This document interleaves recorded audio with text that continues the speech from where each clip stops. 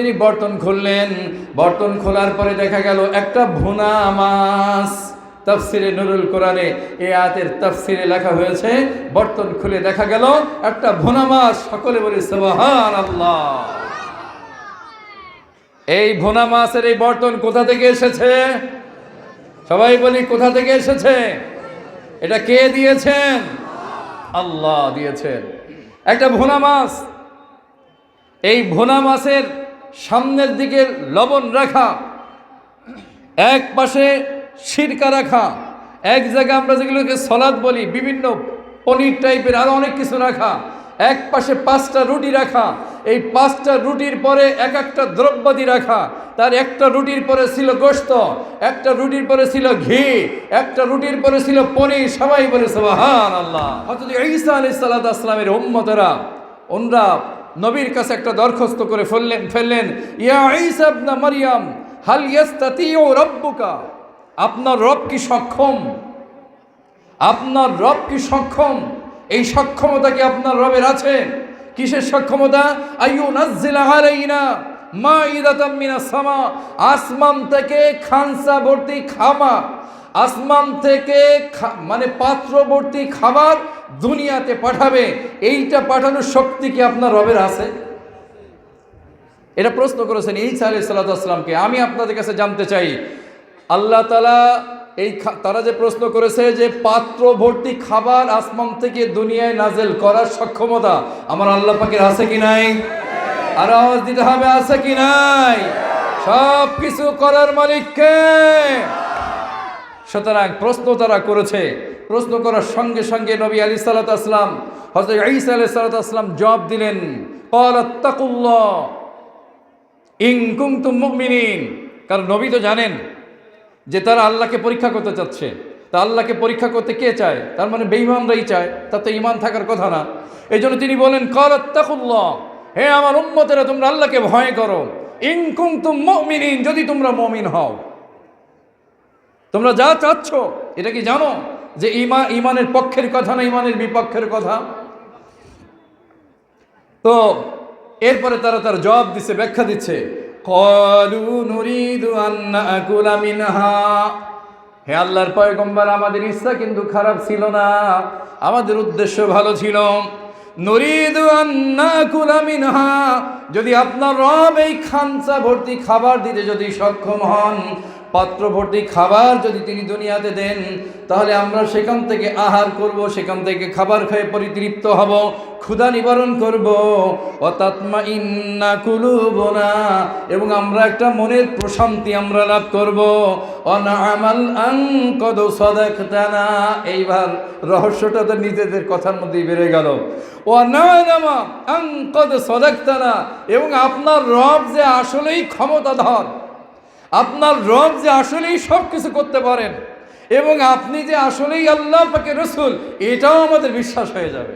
এই মূল কথা বের হয়ে গেল, দেখছেন? এবার মানে প্রশ্ন করার হেতুটা ছিল, এই জন্য নবী তাদেরকে প্রথমেই বললেন যে আল্লাহকে ভয় করো, ইত্তাকুল্লাহ ইন কুনতুম মুমিনিন, যদি মুমিন হও তো আল্লাহ তাআলাকে প্রথমে ভয় করো।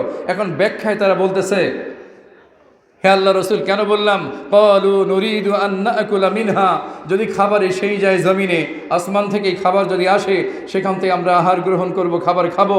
ও তাতমাইন্না কুলুবুনা, এবং আমাদের অন্তরে একটা প্রশান্তি আমরা লাভ করব।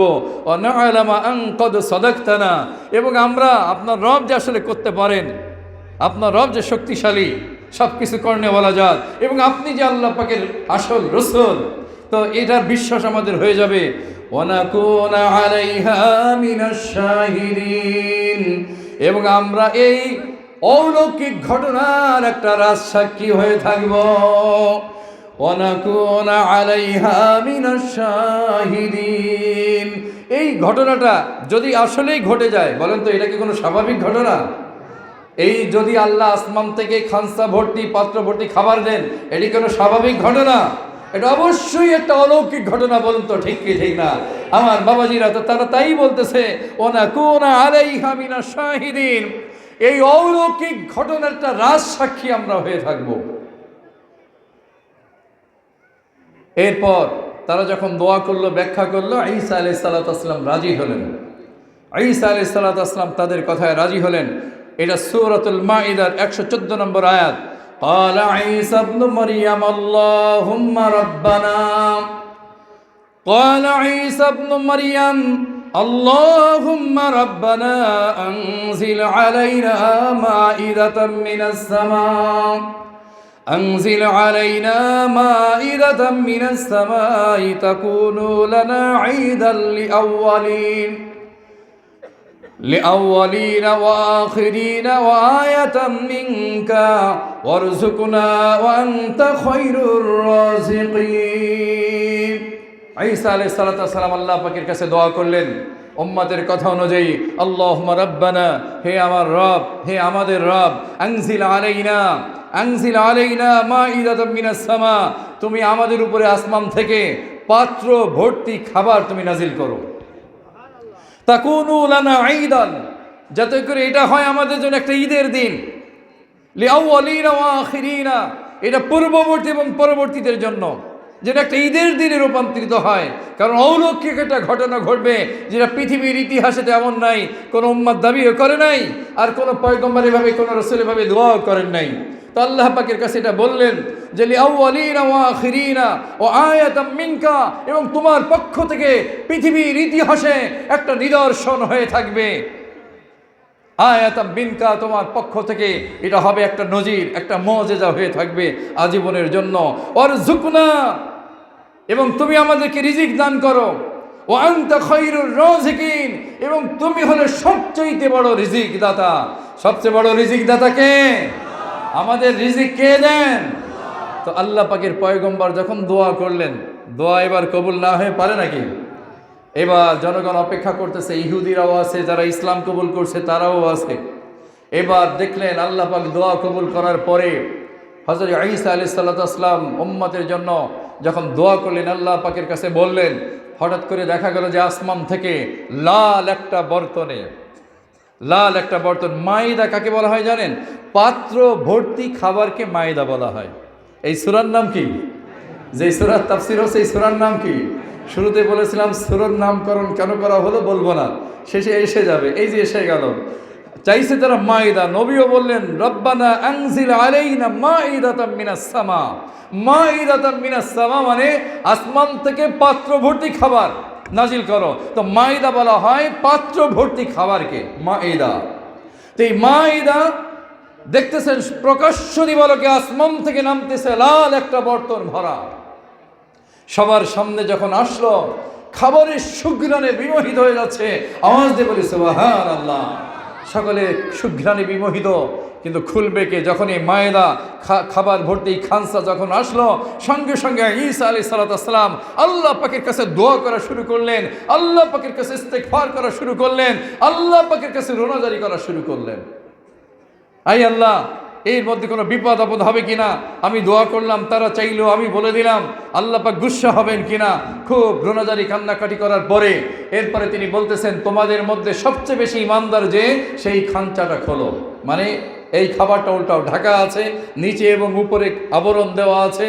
তো বলে যে তোমাদের মধ্যে সবচেয়ে ইমানের অধিকারী বেশি, সেই এই বর্তনটা প্রথম খোলো। এবার ঈসা আলাইহিস সালাতু ওয়াস সালামের উম্মতদের মধ্য থেকে একজন বললেন, হে আল্লাহর পয়গম্বর, আমাদের মধ্যে সবচাইতে বেশি ধার্মিক, সবচেয়ে বেশি আল্লাহওয়ালা, সবচেয়ে বেশি আল্লাহর নৈকট্য হাসিল করা, সবচাইতে বেশি আল্লাহর নিকটতম বান্দা হলেন আপনি। সুতরাং আমাদের অনুরোধ হলো, এই খাবারের বর্তন সর্বপ্রথম আপনি খুলবেন। ঈসা আলাইহিস সালাতু ওয়াস সালামকে যখন দায়িত্ব দেওয়া হলো, তিনি দাঁড়িয়ে গেলেন, ওযু করলেন, 2 রাকাত নামাজ পড়লেন। নামাজের পরে দীর্ঘক্ষণ পর্যন্ত নামাজ পড়ে এরপরে আল্লাহ পাকের কাছে হাত তুলে আবার রোনাজারি করলেন, কান্নাকাটি করলেন, আয় আল্লাহ, যা তুমি দিয়েছো আমাদের জন্য যেন আযাবের কোনো কারণ না হয়, আমাদের জন্য যেন এটা বরকতময় হয়, আমাদের জন্য যেন এটা তোমার পক্ষ থেকে নিয়ামত হয়। দীর্ঘক্ষণ পর্যন্ত মোনাজাত করার পরে এরপর তিনি বর্তন খুললেন। বর্তন খোলার পরে দেখা গেল একটা ভুনা মাছ। তাফসিরে নুরুল কোরআনে এই আয়াতের তাফসিরে লেখা হয়েছে, বর্তন খুলে দেখা গেল একটা ভুনা মাছ। সকলে বলি সুবহানাল্লাহ। এই ভুনা মাছের এই বর্তন কোথা থেকে এসেছে? সবাই বলি কোথা থেকে এসেছে? এটা কে দিয়েছেন? আল্লাহ দিয়েছেন। একটা ভুনা মাছ, এই ভুনা মাছের সামনের দিকে লবণ রাখা, এক পাশে সিরকা রাখা, এক জায়গায় আমরা যেগুলোকে সলাদ বলি, বিভিন্ন পনির টাইপের আরো অনেক কিছু রাখা, এক পাশে 5টা রুটি রাখা, এই 5টা রুটির পরে এক একটা দ্রব্যাদি রাখা, তার একটা রুটির পরে ছিল গোশত, একটা রুটির পরে ছিল ঘি, একটা রুটির পরে ছিল পনির। সবাই বলে সুবহানাল্লাহ। তাহলে গোশত পাওয়া গেল, ভুনা মাছ পাওয়া গেল, রুটি পাওয়া গেল। রুটির সংখ্যা কত বলছি? রুটির সংখ্যা কয়টা বললাম? মাছের সংখ্যা কয়টা বলেছি? একটা। এরপরে ঈসা আলাইহিস সালাম বললেন তোমরা খাওয়া শুরু করো। তো তারা এখন বলতেছে আল্লাহর পয়গম্বর আপনি সর্বপ্রথম খাওয়া শুরু করেন। উম্মতদেরকে বললেন তিনি যে তোমরা আগে প্রথম খাওয়া শুরু করো। উম্মতরা বললেন আল্লাহর পয়গম্বর আপনি প্রথম খাওয়া শুরু করেন। ঈসা আলাইহিস সালাম বললেন যে না, এই খাবার থেকে আমি আল্লাহ পাকের কাছে পানা চাই, এই খাবার থেকে আমি আল্লাহ পাকের কাছে পানা চাই। যে যারা খাবার চেয়েছিলে তারাই খাবার খাওয়া শুরু করো। নবী যখন খাবার খাইতে চাইলেন না, নবী যখন খাবার থেকে বিরত রইলেন, তখন সকলের মধ্যে একটা ভীতি কাজ করতেছে, ভয় কাজ করতেছে। তখন অনেকে খাবার খাচ্ছে না। তো উপস্থিত যারা খাবার খাচ্ছে না, তখন নবী আলাইহিস সালাম হযরত ঈসা আলাইহিস সালাম বললেন আচ্ছা আমার এলাকার যত অন্ধ, যত লোলা, যত শ্বেতরোগী, যত গরিব এদেরকে ডাকো। তাদেরকে ডাকা হলো, তারা আসলো। তারা আসার পরে তাদেরকে বলা হলো এই খাবার খাও। তারা তৃপ্তি সহকারে খাবার খেলো। তো যে অন্ধ ব্যক্তি খাবার খেলো, এই খাবার খাওয়ার বরকতে আল্লাহ তাআলা তাকে চক্ষুষ্মান করে দিলেন। বলে সুবহানাল্লাহ। যে ছিল পঙ্গু, এই পঙ্গু লোক যে খাবার খেয়েছে আল্লাহ তার পঙ্গুত্বকে দূর করে দিয়েছেন। যে ছিল গরিব, গরিব অবস্থায় খাবারের অভাবে অনাহারে থাকে, এই গরিব লোকটা এই ময়দা এই পাত্রবর্তী খাবার, আসমানি খাবার খেয়ে আল্লাহ তাআলা তাকে মুহূর্তের মধ্যে বিত্তবান আল্লাহ তাআলা বানিয়ে দিলেন। এর এই অবস্থা দেখে যারা খাই নেই তারা বললে আরে আমরা তো ঠকে গেলাম। ঠকেই তো যাওয়ার কথা, আমরা তো ঠকে গেলাম, আমরা তো বঞ্চিত হয়ে গেলাম। চলে গেল খাবার, খাবার খাওয়া শেষ। এই সকলে মিলে খাওয়ার পরেও, সকলে মিলে খাওয়ার পরেও যে পরিমাণ খাবার আল্লাহ পাঠিয়েছিলেন সেই পরিমাণ খাবার সেই পাত্রে রয়ে গেল। বলো সুবহানাল্লাহ। খাবার যখন শেষ হলো, সকলের সামনে আল্লাহ তাআলা এই আসমানি খাবার আবার আসমানে তুলে নিলেন।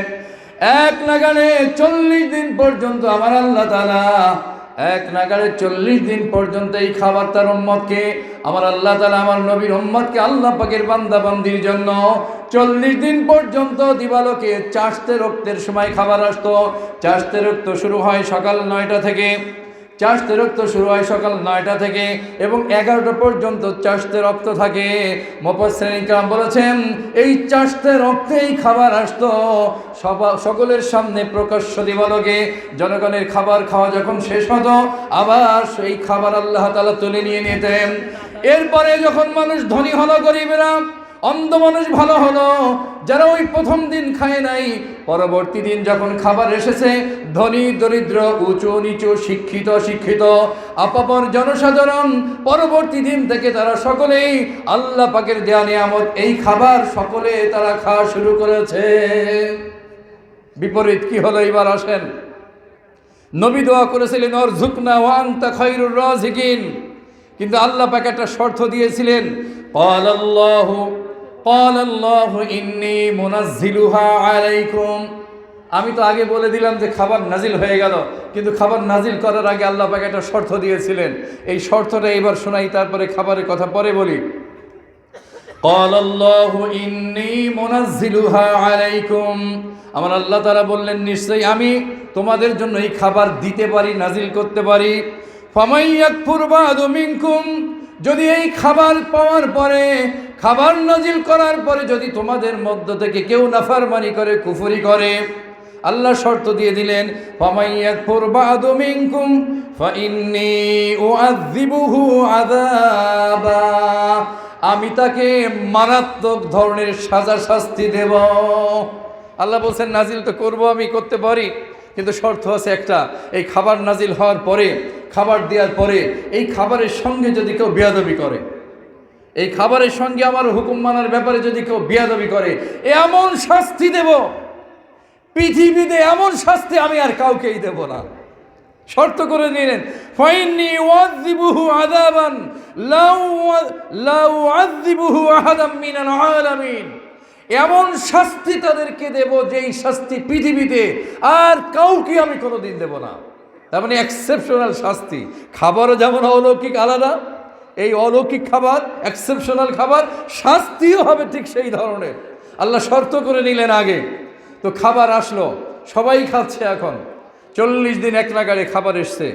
এরপরে আল্লাহ তাআলা হযরত ঈসা আলাইহিস সালামকে জানাই দিলেন, আচ্ছা একটা কাজ, এখন থেকে খাবার গেলে ধনীরা খেতে পারবে না, এই খাবার শুধু গরিবদের জন্য। জানালেন ঈসা আলাইহিস সালামকে। এখন জনগণ তো জানে না। তো আল্লাহ পাকের মাধ্যম হলো যে ঈসা পয়গম্বরের মাধ্যমে জনগণকে জানাবেন, আল্লাহ পাকের বান্দাবান্দিকে জানাবেন।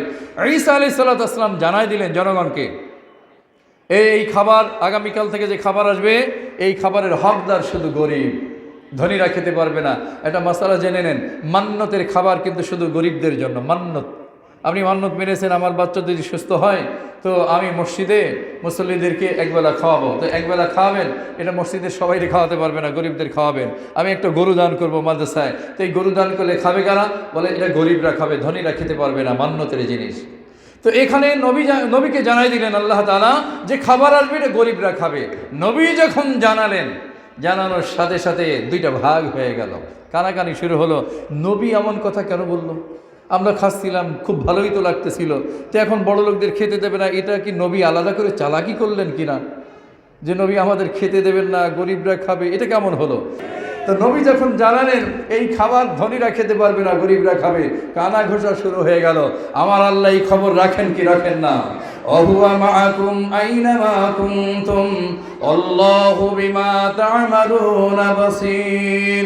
আমার আল্লাহ বলেন, তোমরা যা কিছু করো না কেন, যা কিছু বলো না কেন, যা কিছু দেখো না কেন, সব খবর আমি আল্লাহ রাখি। বলুন তো ঠিক কিনা? অহুয়া মাআকুম আইনামা কুনতুম আল্লাহু বিমা তা'মালুনা বাসীর। কানাঘোষা যখন শুরু হয়ে গেল, এইবার আল্লাহ পাক রব্বুল আলামিন বলেন কাজ তো হয়ে যাবে। নবীকে জানালেন, নবী শর্ত তো দিয়েছিলাম একটা, ওদেরকে আমি এখন ধরবো। ওদেরকে কি করব? ওদেরকে আমি এখন ধরবো। যেই বলেছেন আল্লাহ তাআলা নবীকে যে আমি ধরবো, নবী তো বুঝে ফেলেছেন আল্লাহ ধরবো বলেছেন, আবার শর্ত করে নিয়েছিলেন এমন আযাব দেব পৃথিবীর মানচিত্রে এই আযাব দ্বিতীয়বার আমি কাউকে দেব না। মানে এক্সেপশনাল একটা আযাব তাকে দেওয়া হবে, শাস্তি তাকে দেওয়া হবে। নবীর কাছে দোয়া করার সঙ্গে সঙ্গে নবী সিজদায় পড়েছেন, হে আল্লাহ, এরা তো তোমারই বান্দা, ইচ্ছা করলে তুমি তাকে সাজা শাস্তি দিতে পারো, আবার তুমি তো গফুর রহিম, ইচ্ছা করলে তাদেরকে মাফ করে দিতে পারো। কিন্তু আল্লাহ তাআলার কাছে নবী দোয়া করার পরেও আল্লাহ তাআলা কি করলেন? 333 জন, সংখ্যা মনে রাখেন, 300 কতজন? 333 জনকে তারা রাতের বেলা মানুষের স্রোতেই ঘুমালো। এই সমালোচনা করে, আলোচনা করে, আল্লাহ পাকের বিরুদ্ধে সিদ্ধান্ত নিয়ে যে কাজটা আল্লাহ ঠিক করেন নাই। ওই যে চায়ের দোকানে সংসদ সদস্য এগুলো ঠিক করে নাই, মন্ত্রী এটা উচিত করে নাই, ওই যে আইন পাশ করতেছে তারাও এরকম আইন পাশ করেছিল। আল্লাহ তাআলা 333 জন রাতের বেলা মানুষের স্রোতে ঘুমানো, সকালে যখন উঠছে সকলকে আল্লাহ বানরের আকৃতি দান করেছেন। নাউযুবিল্লাহ। আল্লাহ আমাদের নাউযুবিল্লাহ মানে কি আল্লাহ তাআলার কাছে আমরা পানা চাই। 333 জন রাতের বেলা মানুষের স্রোতে ঘুমিয়েছিল। আল্লাহ পাক প্রথমে শর্ত করেছিলেন, চাচ্ছ তো খাবার, আমি দেব, পাত্র ভর্তি খাবার দেব, কিন্তু এই খাবারের সঙ্গে যদি বিয়াদবি হয় তো আল্লাহ পাকের বিধান নবীর মাধ্যমে কার্যকর করার জন্য নবীকে বলে দিয়েছেন। সেটা যখন উম্মতকে বললেন, উম্মত যদি চুপ করে মেনে নিত তাহলে এই খাবার না জানি আরো কতকাল আল্লাহ তাআলা অব্যাহত রাখতেন। যখন তারা বেয়াদবি করেছে, 333 জনকে আল্লাহ তাআলা একেবারে শুকরের আকৃতি দান করেছেন। শুকরের আকৃতি যখন দান করলেন, আল্লাহ তাআলা দিন ভরে তারা ঘুরতেছে ফিরতেছে, ময়লা খাচ্ছে বাইরে যে। নবী আলাইহিস সালাতু হযরত ঈসা আলাইহিস সালাতু ওয়াসসালাম এটা দেখি আল্লাহ পাকের কাছে সিজদায় পড়ে গেলেন, আল্লাহ তাদেরকে তুমি শাস্তি দিচ্ছ, আল্লাহ তাদেরকে তুমি মাফ করে দাও। কিন্তু পয়গম্বর তো দোয়া করতেছেন, ওনার দায়িত্ব উনি পালন করেছেন, কিন্তু আল্লাহ পাক যেটা করার তো সেটা করবেনই। তারা ঘুরতেছে, তারাও নবীর চতুর্পাশ দিয়ে ঘোরে, একে অপরের কাছে ইশারা করে, কিছু বলতে পারে না, কথা বলতে পারে না। সন্ধ্যা হতে না হতে 333 জনকে আল্লাহ তাআলা মৃত্যুর মুখে আল্লাহ তাআলা ঢেলে দিলেন। তার মানে 333 জন এই শুকর অবস্থায় তারা দুনিয়া থেকে বিদায় নিল।